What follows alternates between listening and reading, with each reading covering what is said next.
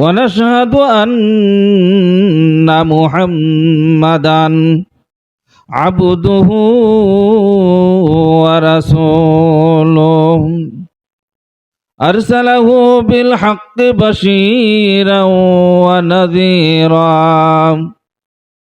وداعيا إلى الله بإذنه وسراجا منيرا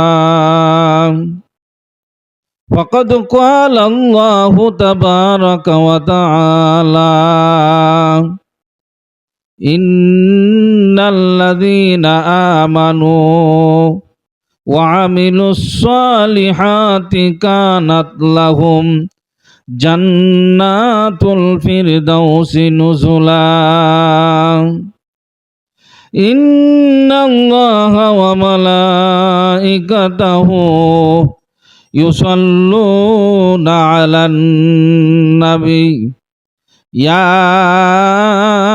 أيها الذين آمنوا صلوا عليه وسلموا تسليما আমরা সবাই দুরূদ শরীফ পড়ি আল্লাহুম্মা সাল্লি আলা মুহাম্মাদিন ওয়া আলা আলি মুহাম্মাদ কামা সাল্লাইতা আলা ইব্রাহিম ওয়া আলা আলি ইব্রাহিম ইন্নাকা হামিদুম মাজিদ আল্লাহুম্মা বারিক আলা মুহাম্মাদিন ওয়া আলা আলি মুহাম্মাদ কামা বারাকতা আলা ইব্রাহিম ওয়া আলা আলি ইব্রাহিম ইন্নাকা হামিদুম মাজিদ। একটু জিকির করি লা ইলাহা ইল্লাল্লাহ জোরে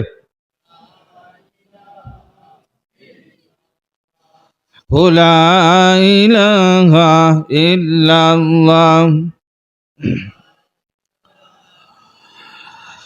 লা ইলাহা ইল্লাল্লাহ মুহাম্মাদুর রাসূলুল্লাহ সাল্লাল্লাহু আলাইহি ওয়াসাল্লাম। আলহামদুলিল্লাহ। কাঠালী উবাইদিয়া মাদ্রাসার হাফেজ ছাত্রদের দিস্তারবন্দি উপলক্ষে 18তম ওয়াজ ও দোয়া মাহফিলের আমার অত্যন্ত শ্রদ্ধেয় সভাপতি আল্লামা মুফতি আহমদ আলী সাহেব বারাকাল্লাহু ফি হায়াতি, উদ্বোধক আমার সেরে তাজ উলামা ইকরাম, অত্র এলাকার মুরব্বিয়ানে ইজাম, যুবক ভাইয়েরা, পর্দার অন্তরালে ও বলা সরলা আবেদা সোয়ালেহা মা ও বোনেরা, ছোট্ট ছোট্ট ছেলেমেয়েরা, আল্লাহ তাআলার দরবারে লাখো কোটি শুকর আদায় করি যে আল্লাহ পাক আমাদেরকে জালিসুর রহমান অর্থাৎ জান্নাতের বাগানের মধ্যে বসার, বলার, শোনার তৌফিক দান করলেন। এই জন্য প্রাণ থেকে শুকর আদায় করি আলহামদুলিল্লাহ। আপনারা খুশি না বেজার? জোরে বলেন খুশি না বেজার? খুশি হইলে খুশির কিছু চিহ্ন থাকে।